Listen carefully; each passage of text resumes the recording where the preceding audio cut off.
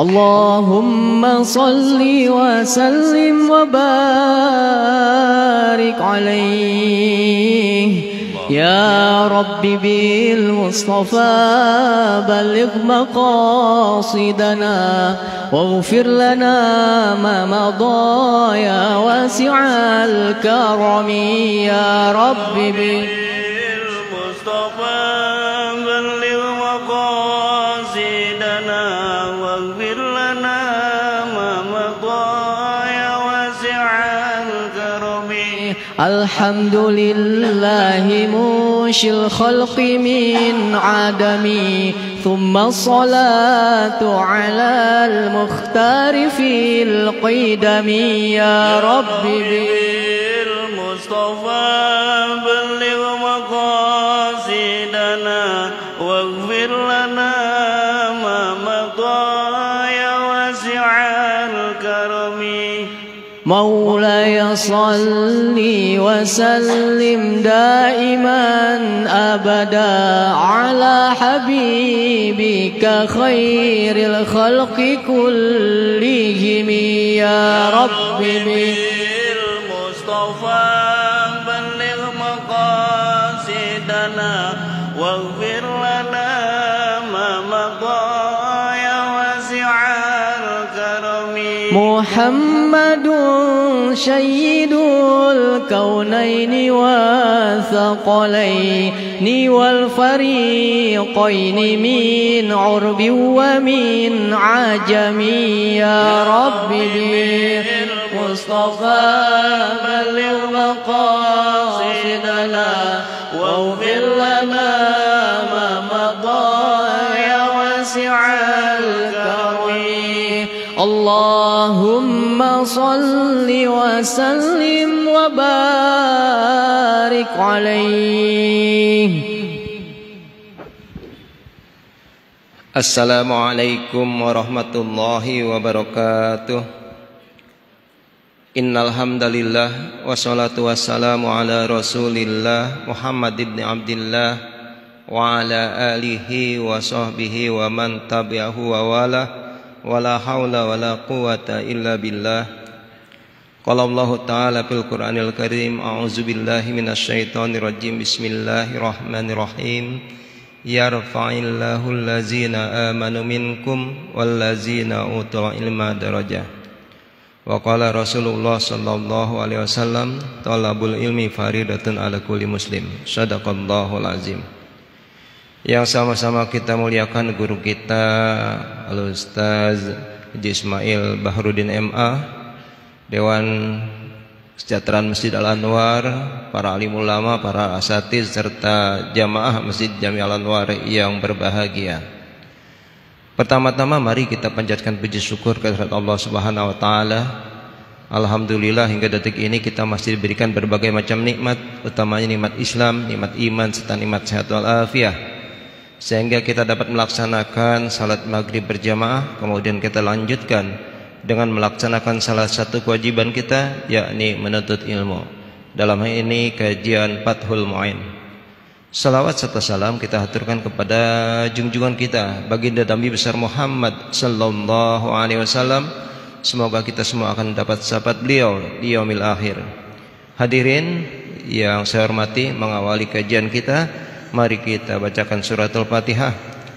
Fatihah ini kita hadiahkan khususnya kepada kedua orang tua kita, baik yang masih ada terlebih-lebih yang telah tiada, dan juga kita hadiahkan kepada siapa saja yang telah berjasa di dalam pengembangan dan pembangunan Masjid Jami Al-Anwar ini. Dan juga kita hadiahkan kepada pengarang kitab yang akan kita kaji. Ala hazin niyya wa ala kulli niyatin sholihah wa ila hadratin Nabi Mustafa Rasulillah sallallahu alaihi wasallam. Al-Fatihah. A'udzubillahi minasyaitonir rajim. Bismillahirrahmanirrahim. Alhamdulillahi rabbil alamin arrahmanir rahim maliki yaumiddin iyyaka na'budu wa iyyaka nasta'in ihdinas siratal mustaqim siratal ladzina an'amta 'alaihim ghairil maghdubi 'alaihim waladdallin. Selanjutnya kepada Ustaz Ismail, silakan untuk pimpin pengajian. Silakan.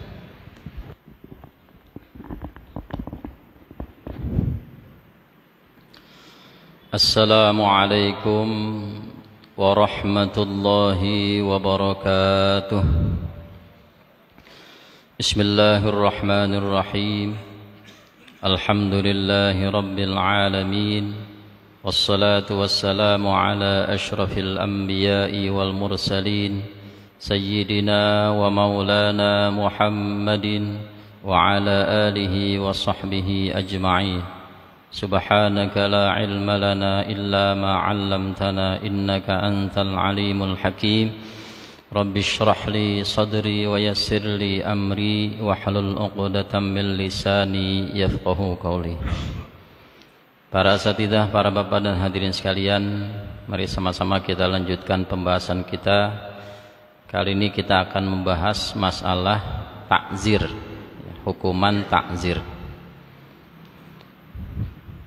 Bismillahirrahmanirrahim. Faslun fit ta'ziri, ay hadza faslun fit ta'ziri. Bermula ini satu fasal menerangkan tentang takzir. Arti asal kata takzir itu adalah at-ta'dib, yaitu memberikan pendidikan atau pengajaran. Jadi tujuan utama takzir itu diantaranya adalah memberikan pengajaran atau pendidikan dalam meluruskan satu kesalahan, takzir. Nah, tidak sampai kemudian membinasakan. Dalam takzir itu nggak boleh sampai membinasakan, gitu. Jadi ketika harapannya ketika hukuman takzir ini selesai dilakukan, maka orang yang ditakzir itu kembali ke jalan yang benar, gitu. Jadi benar, gitu. Nah, bahkan ada juga yang sampai diantaranya nggak boleh sampai melukai, nggak boleh sampai melukai, ghairi mubarrihin. Nah, masalah takzir ini bisa dilakukan oleh imam, oleh penguasa atau pemimpin, atau bisa dilakukan oleh seorang bapak kepada anaknya, atau bisa dilakukan oleh seorang suami kepada istrinya, atau bisa dilakukan oleh seorang guru kepada muridnya. Nah, ini takzir namanya. Misalnya ada di rumah bapak memberikan pendidikan, ya, memberikan takzir, nasihat, kemudian hukuman kepada anak, ini bentuknya dinamakan takzir. Nah, itu nggak boleh sampai membinasakan, nggak boleh. Guru kepada murid sama begitu, dinamakan takzir. Jadi memberikan hukuman kepada murid oleh seorang guru. Nah, kemudian itu ditujukan untuk takdib, untuk memberikan pendidikan atau pengajaran, sehingga kemudian muridnya akan kembali meluruskan kesalahannya. Nah, itu disebutnya takzir dan itu dibolehkan. Namun tidak boleh sampai membinasakan, nggak boleh. Wa yu'azziru ayil imamu aw naibuhu lima'siyatin la haddalaha wala kaffarata. Wa yu'azziru, dan boleh memberikan takzir, memberikan hukuman takzir. Siapa yang memberikan? Al imamu, oleh imam, penguasa, ya, atau hakim, au naibuhu, atau pengganti dari imam, naibnya, ya, diantaranya misalnya yang memutuskan, ya, dalam hal misalnya pengadilan, gitu, dilaksanakan sebagai pengganti dari imam. Nah, naib ini termasuk bapak kepada anak, termasuk guru kepada murid, termasuk suami kepada istri, termasuk pemilik budak kepada budaknya, ya, termasuk. Lima siatin, dilaksanakan takzir itu karena adanya perbuatan maksiat yang dilakukan, la haddalaha, yang perbuatan tersebut tidak ada hukuman had, tidak ada hukuman had yang telah ditetapkan oleh Allah dan Rasulnya, wala kafarota, dan tidak ada hukuman kafaroh, ya. Tidak ada ditentukan secara hukuman hadnya, belum ada. kemudian hukuman kafarohnya juga belum ada, belum jelas. Nah, itu dilakukan takzir. Sawaun kanat haqqan lillahi ta'ala, sama saja apakah keadaan perbuatan maksiat itu haqqan lillahi ta'ala, yang merupakan hak Allah ta'ala, artinya dia melanggar perintah-perintah Allah, amli adamin, atau dia melanggar atau melakukan perbuatan yang merugikan hak manusia, antar manusia. Kamubasyarati ajnabiyatin fi ghairi farjin, contohnya seperti mubasyarati ajnabiyatin fi ghairi farjin, menggauli seorang wanita lain fi ghairi farjin, yang bukan pada farjinya. Kalau farji kan udah ada had zina, tapi kalau selain farji, ya, yang merupakan mubasyarah ajnabiyah, mempergauli wanita lain, maka dilaksanakan hukuman takzir gitu. Wasabbin laisa biqadfin, dan melakukan penghinaan atau cacian laisa biqadfin, yang bukan qazaf, yang bukan tuduhan zina, mencela orang lain atau mencaci orang lain. Nah, itu bisa dikenakan takzir kalau tidak berhubungan dengan qazaf. Nah, kenapa? Karena kalau qazaf itu udah ada hadnya, ya, had qazaf udah ada. Nah, tapi kalau yang selain qazaf, maka itu dihukumi dengan takzir. Nah, kalau sekarang misalnya di sini kita ada hukum positifnya dalam perundang-undangan negara kita, ada namanya misalnya perbuatan tidak menyenangkan gitu. Nah, itu akan ada hukumannya tuh. Ya, perbuatan mencaci orang lain, menghina orang lain. Nah, perbuatan tidak menyenangkan atau pencemaran nama baik gitu misalnya. Nah, itu termasuk sabbin. Ada celaan, cacian yang ditujukan kepada seseorang yang bukan hubungannya dengan qazaf. Nah, kalau di sini namanya takzir. Wa darbin li ghairi haqqin, dan juga misalnya melakukan pemukulan li ghairi haqqin, yang bukan haknya. Melakukan pemukulan yang bukan haknya. Misalnya bukan untuk membela diri, bukan ya karena ada hak yang dibolehkan misalnya. Nah, ini termasuk dilakukan hukuman takzir. Ghaliban, pada umumnya. Wa qad yushra'u ta'ziru bila ma'siyatin, dan terkadang dilakukan takzir bila maksiatin, terhadap perbuatan yang bukan maksiat. Kalau tadi kan li maksiatin tuh, dilakukan hukuman takzir li maksiatin karena melakukan perbuatan maksiat. Ada juga hukuman takzir yang itu walaupun bukan maksiat gitu, bila maksiatin, walaupun itu bukan termasuk maksiat. Apa itu contohnya? Kaman yaktasibu billahwi alladzi la maksiyata fihi. Kaman yaktasibu billahwi, seperti orang yang mencari nafkah billahwi, dengan alat musik, alladzi la maksiyata fihi, yang di dalamnya tidak ada maksiat. Nah, di dalamnya tidak ada maksiat. Jadi termasuk ya alat-alat musik yang melalaikan ya orang lain. Nah, kemudian juga walaupun di situ tidak ada kemaksiatan, ya nggak ada yang mabok misalnya, nggak ada yang termasuk alat-alat musik yang mungkin masih dibolehkan seperti gendang, ya, kemudian trompet masih dibolehkan, angklung, iya angklung yang jenisnya dipukul, gitu ya.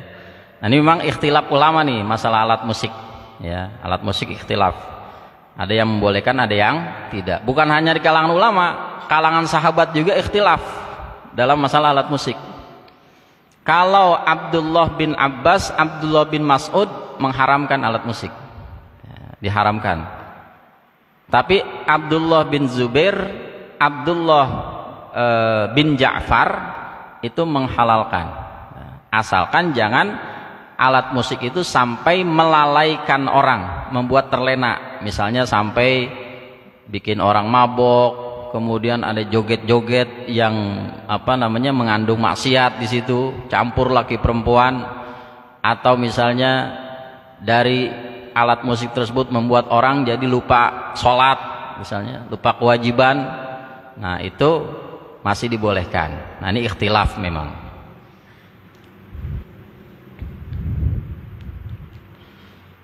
Wa qad yuntafa ma'antifa'il haddi wal kafarati. Wa qad yuntafa, dan terkadang ditiadakan takzir, ma'antifa'il haddi, beserta ditiadakannya had, wal kafarati, dan kafaroh. Jadi ketika misalnya had itu dibatalkan atau ditiadakan, kafaroh juga ditiadakan, maka ditiadakan juga takzir, gitu. Ditiadakan juga takzir. Jadi sama sekali enggak dikasih hukuman. Apa tuh contohnya? Kasaghiratin sadarat mimman la yu'rafu bisyarri. Kasaghiratin, seperti kesalahan kecil atau dosa kecil. Seperti dosa kecil sadarat, yang timbul mimman la yu'rafu bisyarri, dari orang yang tidak dikenal melakukan kejahatan. Jadi dari orang-orang baik. Ini orang dikenal orang baik nih, orang soleh, orang yang tidak melakukan kejahatan, kemudian dia melakukan dosa kecil. Nah, itu hukuman takzirnya yang bagus malah dihilangkan, gitu. Dihilangkan dari orang yang memang sudah dikenal ini orang baik, gitu. Dia tidak melakukan kejahatan. Li hadisin sahahahu Ibnu Hibban, karena ada hadis yang disahihkan oleh Ibnu Hibban, aqilu zawil hayati asaratihim illal hududa. Aqilu zawil hayati, abaikan, aqilu zawil hayati asaratihim, abaikan kesalahan kecil dari orang-orang baik. Zawil hayat, artinya orang ini tidak dikenal melakukan perbuatan buruk, ya, sering kelihatan sholat jamaah, majelis taklim, pokoknya orang-orang baik dah, ya. Kalau melakukan satu kesalahan-kesalahan yang merupakan dosa kecil, abaikan, jangan kemudian dihukum dengan takzir, gitu. Hukum dengan takzir, karena memang kondisinya ya nggak ada orang yang terlepas dari salah, kan gitu. Nggak ada satu orang pun yang terlepas dari dosa, nggak ada, ya.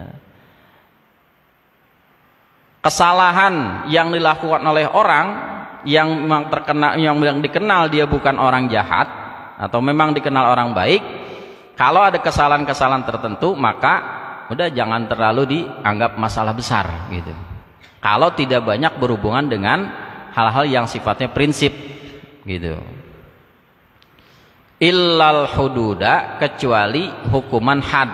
Nah, kecuali kalau memang ada perbuatan-perbuatan yang dilakukan yang berhubungan dengan had, gitu. Maka had itu harus dilaksanakan. Wa fi riwayatin zallatihim, dan dalam satu riwayat pengganti dari asaratihim, zallatihim, kekeliruan mereka. Nah, itu ada hadis begitu. Jadi kalau ada orang yang baik, ada orang yang tidak dikenal jahat, dia melakukan satu perbuatan merupakan dosa kecil atau kekeliruan-kekeliruan, maka jangan terlalu dibesar-besarkan, gitu. Jangan, karena memang ya memahami kondisi bahwa setiap orang tidak lepas dari kesalahan. Nah, ini kan yang paling berat kadang-kadang hukuman masyarakat ini paling berat. Yang seakan-akan ya yang hukum itu nggak pernah berbuat salah, gitu. Ya. Padahal kita mengakui bahwa kita tidak akan lepas dari kesalahan. Contoh dah, ada orang sholat lupa rakaat, wah sekampung rame. Ya. Gara-gara lupa rakaat doang tuh, ya kan? Misalnya sholat isya, Ya kan, mestinya kan 4 rakaat nih.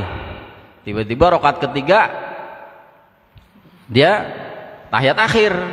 Nah, tahiyat akhir. Kemudian kan diingetin tuh, subhanallah. Udah, naik lagi dia biasa. Membenerin biasa dah tuh. Nah, tapi itu beritanya jauh sampai tuh. Wah, sekampung pada tahu. Wah, anak sholat nggak bener tuh. Orang sholat 4 dibikin 3. Padahal tuh kekeliruan gitu. Ya, kekeliruan. Lagi jadi imam, bacaan surahnya lupa, ya wajar. Ya, jangan kita orang hafiz Quran aja, kalau lagi lupa ya lupa udah, ya blank udah. Tuh yang hafiz Quran tuh. Ya, saya pernah waktu itu sholat, yang waktu lagi di Masjidil Haram tuh, ya hafiz. Orang kalau imam di Masjidil Haram kan udah pasti hafiz Quran itu. Orang kalau jadi imam di Masjidil Haram pasti hafiz Quran. Kecuali kita, bisa nggak kita jadi imam di Masjidil Haram? Bisa. Ya, makmumnya turu-turu kita. Ya, kita sholat terlambat, ada teman bertiga, saya jadi imam, itu jadi makmum. Nah, pulang ngomong dah, saya jadi imam di Masjidil Haram. Ya, turu-turu gitu. Tapi kalau jadi imam di Masjidil Haram yang memang resmi, udah pasti hafiz Quran. Giliran baca surah Al-Fajr lupa tuh. Surah Al-Fajr padahal kan juz 30. Ya, Al-Fajr lupa. Ya wajar. Enggak ketemu, bolak-balik enggak ketemu dah. Ya. Enggak ketemu. Cuman masalah gini doang, fa ammal insanu idza mabtalahu rabbuhu fa akramahu wa na'amahu fayaqulu rabbi akraman gitu. Kemudian kan wa amma idza mabtalahu faqadara alaihi rizqahu, kan gitu. Dia langsung wa amma idza mabtalahu faqadara, tuh yang depan tuh lupa tuh, fa ammal insanu idza mabtalahu rabbuhu lupa tuh di depannya. Langsung loncat. Dia sadar sih kalau dia loncat nih, ada yang lupa. Diingetin lagi. Udah ganti surah. Ganti surah. Nah, itu orang yang hafiz Quran. Nah, bagaimana kita gitu? Ya, makanya udah jangan terlalu dipermasalahkan. Kecuali kalau kesalahan itu dilakukan berulang kali sehingga perlu diluruskan, jangan terus-terusan salah. Nah, itu lain lagi. Gitu. Lain lagi. Misalnya orang baca Fatihah, ya, baca Fatihah, kemudian baca mestinya alhamdulillahirabbil alamin, kan pakai ain tuh. Dia nggak pakai ain, alhamdulillahirabbil alamin. Setiap baca Fatihah begitu. Nah, itu perlu dilurusin gitu. Kasih tahu pelan-pelan, jangan tapi sholat ditunjuk orang ya, jangan. Kasih tahu, deketin ya bahwa ini perlu diluruskan gitu. Jadi jangan kemudian kita menghakimi orang melebihi batas gitu. Yang kita sendiri belum tentu bisa seperti itu. Jadi kalau melihat pada hadis orang yang berijtihad dengan ilmunya, kemudian dia salah dapat 1 pahala. Kalau dia benar dapat 2 pahala. Orang yang berijtihad dengan ilmunya tapi dia salah dapat 1 pahala, enggak dapat dosa, enggak. Berarti kenapa Allah menghargai orang yang telah berbuat walaupun kemudian ada kesalahan ya. Allah menghargai itu. Dia udah berusaha berbuat dengan ilmunya tapi ada kesalahan, enggak dikasih dosa, enggak dikasih pahala 1. Berarti juga Allah menghargai orang yang berbuat kebaikan walaupun di dalam kebaikan itu ada kekeliruan gitu. Tapi kesalahannya kecil, yang tidak fatal ya. Nah, kalau hubungannya dengan rukun qauli harus dibenerin. Baca Fatihah, kemudian berhubungan dengan sah tidaknya sholat, itu harus dibenerin kalau gitu ya. Karena Al-Fatihah itu rukun qauli, yang kalau rukun qauli ada kesalahan menyebabkan tidak sahnya sholat. Nah, tapi kalau udah hubungannya dengan surah gitu, kemudian ada kesalahan tidak menyebabkan batalnya sholat, nah itu artinya nggak perlu langsung dihukumi dengan berat gitu ya. Kasih tahu aja pelan-pelan sehingga kemudian dia bisa meluruskan. Nah, kalau melakukan kesalahannya tidak selalu, ya udah anggap wajar aja gitu. Ya. Kan orang nggak selamanya enak kan gitu ya. Dia jadi imam nih, ya kontrakan belum dibayar, bini hamil, ya kan, anak mau sekolah, udah kecamuk semua tuh, blank semua hilang, nggak ada tuh. Nah ini hal-hal seperti ini termasuk dalam hadis Nabi, aqilu dzawil hayati asaratihim. Abaikan, jangan terlalu dipermasalahkan, ya termasuk jangan dikasih hukuman ta'zir kesalahan-kesalahan atau dosa-dosa kecil yang dilakukan oleh orang-orang yang dikenal baik. Dikenal baik. Illal hududa, kecuali hukumannya dengan had, yang berhubungan dengan had. Ya.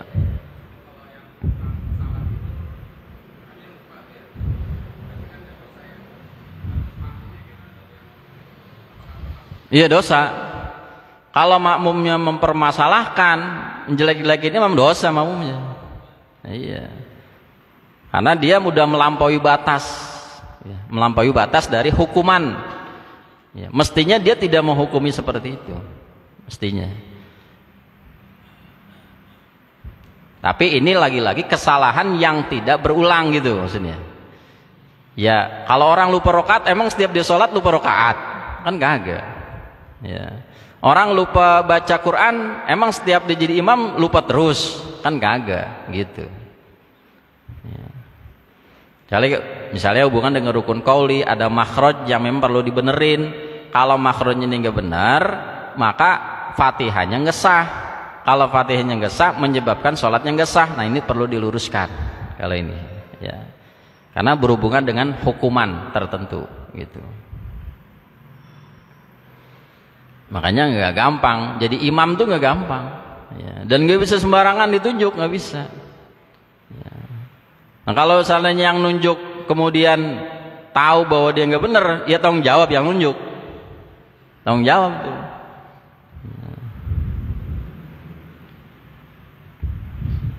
Maka perlu tuh ada pelatihan imam, perlu.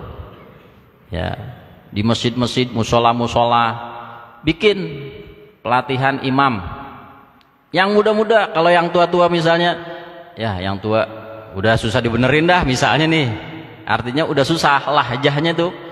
Yang muda-muda dah tarik tuh berapa orang, ambil adain kursus khusus yang dia nyetor gitu. Jadi bukan, ya ini yang lebih baiknya maksudnya. Kalau cuman, bukan berarti merendahkan ya, misalnya nih ngaji Quran, nah ngaji Quran bareng-bareng, guru nyontoin, ayo baca surah Asy-Syams misalnya, Syamsi wa duhaha wal qamari idza talaha. Nah murid yang satu baca ayat pertama, ayat kedua, ketiga, keempat, terus bareng-bareng. Itu belum tentu selesai, karena tidak setiap orang bisa baca, tidak setiap orang kesalahannya atau benernya sama pada setiap ayat. Bisa jadi anak di ayat pertama benar, ayat kedua belum tentu benar, kan begitu. Berarti bagaimana cara yang baik? Nyetor satu-satu dari awal sampai akhir, dengerin, ada yang dengerin. Nah tahu kesalahan kan karena yang dengerin, gini gitu, iya kan? Coba kalau kita baca sendiri di rumah nggak ada yang dengerin, nggak ada yang salah, ya orang nggak ada yang dengerin, nggak ada yang salah. Saya kalau baca di rumah nggak ada yang salah sih, ada yang dengerin? Kagak. Ya nggak ada yang dengerin, siapa yang mau bilang itu salah? Coba kalau di hadapan guru ada yang dengerin, nah dikasih tahu tuh, nih kho-nya kurang, nih ha-nya kurang, nih ainnya kurang, gitu. Walaupun di juz amma, walaupun dari al-hakumut sampai an-nas saja, yang dibaca tarawih itu, ya al-hakumut sampai an-nas, belum tentu tuh, karena kita nih ha apa ha, nih sod apa sin, nih shin apa tha. Nah itu perlu dilihat lagi. Nah ini ro-nya tafkhim atau tarqiq, ya ini termasuk mad apa, jaiz munfasil apa wajib muttasil, mad lazim kilmi mutsaqal apa mad lazim harfi, mad lazim kilmi mukhaffaf, mad lazim harfi mutsaqal apa mad lazim harfi mukhaffaf. Itu masing-masing ada ilmunya gitu, dan itu harus ditalaki, namanya talaki. Jadi salah satu syarat orang untuk belajar Quran harus talaki, ketemu langsung, kemudian ada musyafahah. Musyafahah itu bukan bertemu gitu, dari kelihatan langsung bertemu dan dibaca di hadapan guru, itu harus tuh ya. Dan satu-satu semua ya. Ayo belajar Fatihah bareng-bareng, baca bareng-bareng ya, baca bareng-bareng udah bener ya. Guru nyontohin ayat pertama baca bareng, ayat kedua baca bareng, udah pasti bener, udah orang bareng.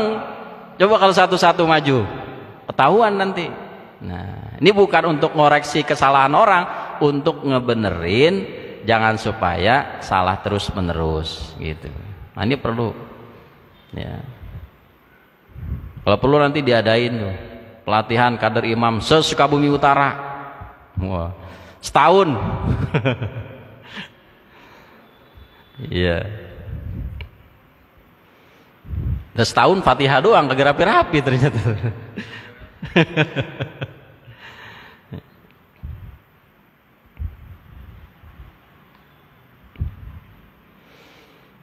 Wa fassarahumus Syafi'i radhiyallahu anhu biman dzukira. Wa fassarahumus Syafi'i, dan memberikan penjelasan oleh Imam Syafi'i radhiyallahu anhu hum, tentang dawil hayat ya. Jadi Imam Syafi'i menjelaskan dawil hayat itu apa? Biman dzukira, dengan orang yang disebutkan. Apa tuh orang yang disebutkan? Kembali kepada sebelumnya tuh, man la yu'rafu bisyarri, orang yang tidak dikenal melakukan kejahatan atau orang baik. Jadi dawil hayat menurut Imam Syafi'i itu ditafsirkannya dengan man la yu'rafu bisyarri, orang yang tidak dikenal melakukan kejahatan. Maka itu dihilangkan atau diabaikan hukuman takzirnya gitu. Waqila, dan menurut satu pendapat dawil hayat itu hum ashabus shaghairi, orang-orang yang melakukan dosa kecil. Orang-orang yang melakukan dosa kecil itu dawil hayat. Waqila, dan menurut satu pendapat dawil hayat man yandamu ala dzambi wa yatubu minhu.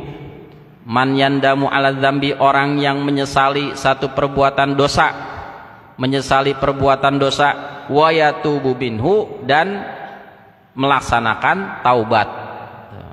Dalam pendapat lain ada yang menafsirkan maksud dzawil hayat itu siapa?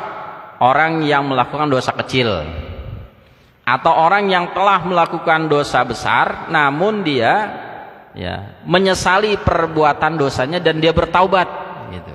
Bertaubat. Nah, ini yang seperti ini maka dihilangkan hukuman takzirnya, dihilangkan. Kenapa bisa seperti itu, dihilangkan hukuman takzir bagi orang yang sudah menyesal dan bertaubat? Karena memang tujuan takzir itu yaitu tujuannya supaya orang melakukan satu perbuatan dosa atau satu kejahatan kemudian dia tidak meneruskan perbuatan itu. Maka ketika sudah sampai pada tujuan itu, takzir udah nggak diperlukan lagi gitu, karena dia sudah bernyesal, sudah melakukan taubat, nggak mau melakukan kesalahan lagi. Wa kaqatli man ra'ahu yazni bi ahlihi, wa kaqatli man ra'ahu yazni bi ahlihi, dan seperti, nah ini kembalinya atofnya kepada yuntafal wa qad yuntafa ya. Ditiadakan takzir, kadang ditiadakan takzir dengan ditiadakannya had dan kafaroh. Wa qad yuntafa ma'antifail haddi wal kafaroh ya. Ditiadakan takzir itu seperti orang yang membunuh orang lain yang dilihat sedang berzina dengan istrinya. Wa kaqatli man ra'ahu yazni bi ahlihi, dan tidak dilaksanakan takzir satu perbuatan membunuh seseorang yang dilihat berzina dengan istrinya.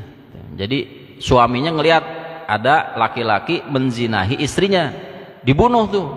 Nah, itu tidak dilakukan takzir ya. Tidak dilakukan takzir. alama hakahu Ibnu Rif'ati, seperti apa berdasarkan hikayat yang disampaikan oleh Ibnu Rif'ah, li ajlil hamiyati wal ghadabi, karena dengan alasan al hamiyati, kemarahan yang memuncak, wal ghadabi, dan emosi. Jadi udah kemarahan memuncak, gelap mata, ngelihat istrinya berzina dengan orang lain, dibunuh tuh orangnya. Nah, ini termasuk yang tidak dilaksanakan takzir. Wa yahillu qatluhu batinan, dan juga dengan alasan secara batin halal membunuhnya. Secara batiniah halal membunuhnya. Ini kan kalau kita kan di sini enggak nih. Ya, kemarin kasus tuh di berita ada orang dibegal, mau dibegal nih. Korbannya ngelawan tuh, mempertahankan diri sampai begalnya mati sama dia. Dihukum tuh yang ngelawan begal. Kan jadi susah itu. Ya. Kita mau dirampok, ya kan? Mau dirampok, pakai senjata. Kita ngelawan nih, mempertahankan diri sampai kemudian senjata itu makan tuan ke perampoknya, mati. Kitanya ditahan. Kan jadi susah begitu. Apa kita menyerah aja, bunuh-bunuh dah gitu. Nah, ini termasuk yang belum adil dari sisi itu tuh, belum adil.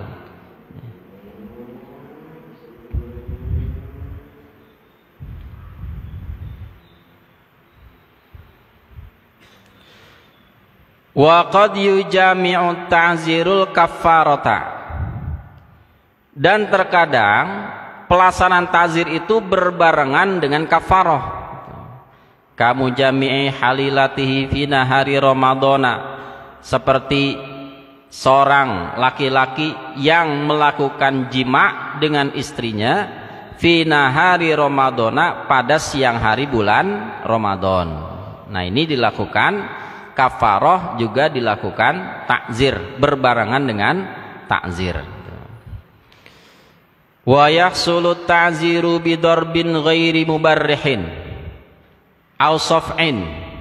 Wa yahsulu ta'ziru, dan hasil ta'zir atau ta'zir dianggap sudah dilaksanakan, bidarbin, dengan pemukulan, ghairi mubarrihin, yang tidak sampai melukai gitu.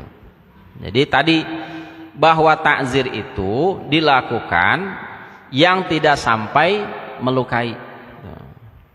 Jadi nggak boleh juga mentang-mentang boleh dipukul, ya orang tua, wah hajar anak, jebret, wah, sampai remuk tulangnya, ya nggak boleh juga gitu. Suami kepada istri, suami kesel sama istri, wah pegang balok, hajar, jebret, bahkan sampai mati, nggak boleh. Ya. Melukai nggak boleh. Yang dianggap melukai bagaimana tuh? Satu, jangan sampai mengeluarkan darah, ya. Yang kedua, jangan sampai meremukkan tulang. Darah mah nggak keluar, tulang pada remuk, ya nggak boleh juga. Yang ketiga, ya dihindari bagian wajah yang bisa membekas di bagian wajah, nggak boleh, jangan, ya. Itu dihindari.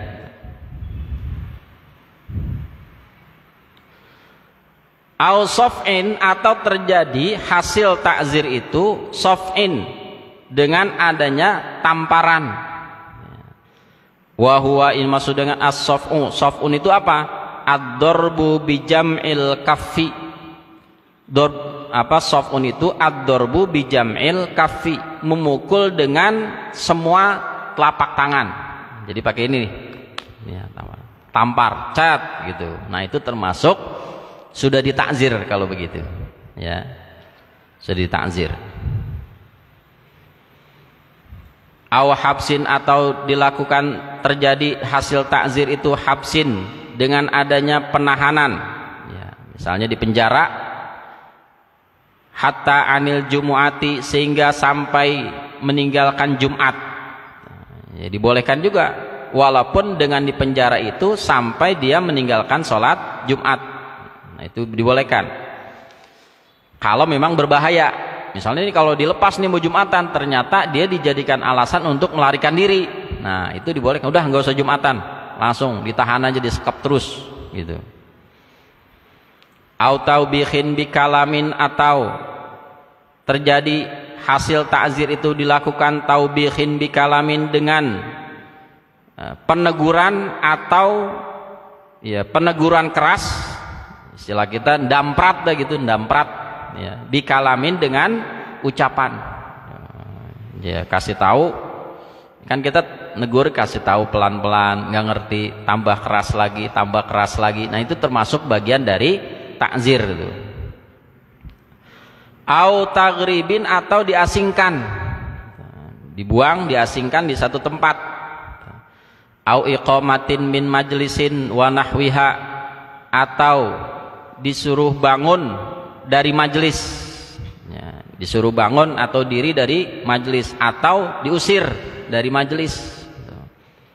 Jadi misalnya guru dah hukum murid, nah ini murid termasuk bandel nih, ayo kamu diri di depan kelas, nah itu takzir tuh ya, masuk takzir. Loh, kamu keluar dulu dari kelas, nah, laksanakan tuh tugasnya, suruh ngepel misalnya, nah itu termasuk bagian dari takzir. Suruh nyapu halaman, takzir. Ini jangan buru-buru komplain orang tua kalau anaknya disuruh nyapu halaman, suruh ngepel. Anak saya kan di sekolahan suruh belajar, bukan suruh ngepel. Itu bagian dari mendidik sebenarnya ya, mendidik, takdib. Ini kan kalau orang ngepel sampai ya orang ngepel kemudian jadi apa namanya luka-luka badannya, kan kagak ya. Nyapu apa ya kemudian sampai pingsan, kan kagak, kecuali kalau nyapunya 1000 hektar baru ya. Ini kan wajar gitu. Bahkan ya kalau orang dulu memang ketika ada anaknya dihukum sama guru, ngadu sama orang tuanya, ditambahin. Orang dulu tuh udah pasti lu yang salah dah kalau begini gitu. Tapi kalau orang sekarang kan kagak. Wah, kagak terima, laporin, wah masuk koran, masuk TV, macam-macam ya. Kalau masih belum terlalu, masih dalam batas wajar, nggak apa-apa. Justru didik anak-anak kita untuk menghormati gurunya, menghormati gurunya ya. Dibotakin nggak apa-apa kalau laki ya, kalau perempuan kan nggak boleh. Wah, kesalah nih ya, misalnya dibotakin, biarin, nggak apa-apa. Apa sih rambut ininya, nanti juga tumbuh lagi kan gitu, nggak apa-apa. Itu bagian dari takdib ya. Bahkan dengan dia ikhlas menerima hukuman ya, baik dari orang tua maupun dari guru yang memang sesuai dengan keadaannya, justru disitulah nanti akan timbul keridhaan ya, keridhaan ya. Kan banyak juga orang sukses karena dia patuh sama guru ya, patuh sama guru. Maka orang belajar itu kemanfaatan ilmu didapat justru yang pertama adalah keridhaan gurunya, itu yang pertama ya. Jadi kalau anak kita disuruh nyapu nggak apa-apa, bagus, justru melatih dia untuk ya taat patuh sama guru. Siapa tahu nanti jadi rajin di rumah kan gitu ya. Di rumah saya nggak pernah saya suruh nyapu, di rumah saya nggak pernah saya ngopel. Berarti salah lu, nggak boleh begitu. Anak biasain ya, biasain, sehingga nanti ketika dia mandiri dia nggak bergantung sama orang lain. Ini kan kadang-kadang misalnya anak perempuan, jangan nyapu, jangan ngepel, kasih pembantu. Giliran punya laki, betulnya ekonomi susah, ya nggak tahan dia, nggak tahan banting, gitu. Bagian dari takzir. Ya. Ki Hasyim Asy'ari itu termasuk orang yang dapat berkahnya dari apa gurunya, Ki Khalil, ya, Ki Khalil Bangkalan. Jadi orang pada suruh ngaji semua, dia enggak. Suruh nimba kolam, suruh ngurusin sawah, ini pada ngaji yang lain nih, dia enggak. Kamu enggak usah ngaji, udah no nimba kolam, no ngurusin sawah ya. Bahkan sampai kemudian ya nyari barang istrinya yang berharga dari Mbah Khalil di Spiteng speed tank, nyemplung di speed tank. Itu punya istrinya Mbah Khalil, dicariin, nyemplung di speed tank, ketemu. Ya.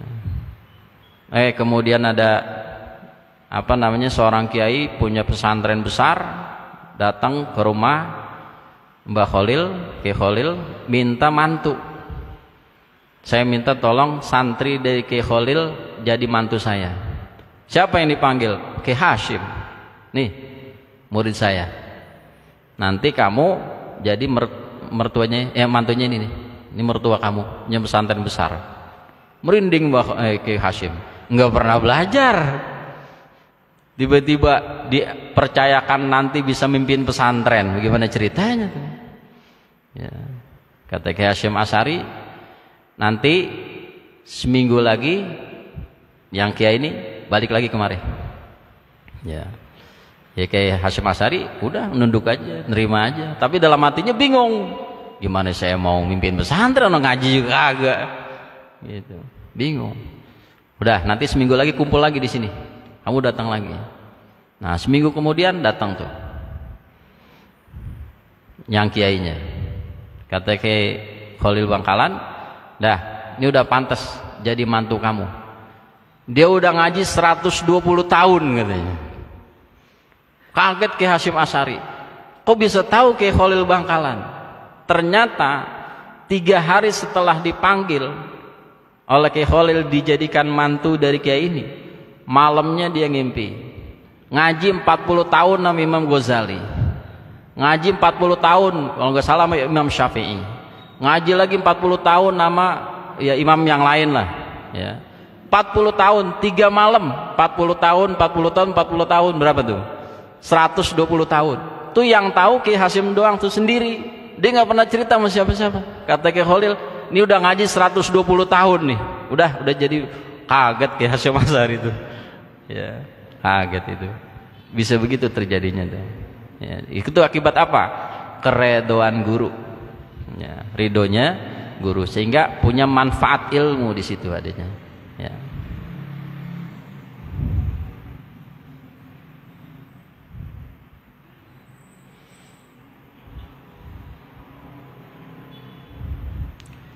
Wayah Habsin ya. Wa nahwiha, dan yang seumpamanya, mimma yarahal mu'azziru jinsan wa qadron. Mimma yarahal mu'azziru jinsan wa qadron, dari satu perbuatan yang dianggap layak, dianggap pantas, al mu'azziru oleh orang yang memberi takzir, jinsan wa qadron, baik jenisnya maupun kadarnya, maupun ukurannya. Jadi contoh-contoh tadi ya, termasuk ya, contoh-contoh tadi itu adalah contoh takzir dan perbuatan-perbuatan lain yang memang dianggap layak ya, kayak tadilah dihukum nyapu, dihukum ngepel gitu. Nah, itu dikasih takzir namanya. Kalau seperti itu yang tidak sampai membinasakan atau tidak sampai melukai ya, melukai anak ya. Habis. Wallahu a'lam bissawab. Al-Fatihah. A'udzubillahi minasyaitonir rajim. Bismillahirrahmanirrahim. Alhamdulillahirabbil alamin arrahmanir rahim maliki yaumiddin. Iyyaka na'budu wa iyyaka nasta'in. Ihdinas siratal mustaqim. Shiratal ladzina an'amta 'alaihim ghairil maghdubi 'alaihim waladdallin. Amin. Bismillahirrahmanirrahim. Alhamdulillahi rabbil alamin. Allahumma shalli ala sayyidina Muhammad wa ala ali sayyidina Muhammad.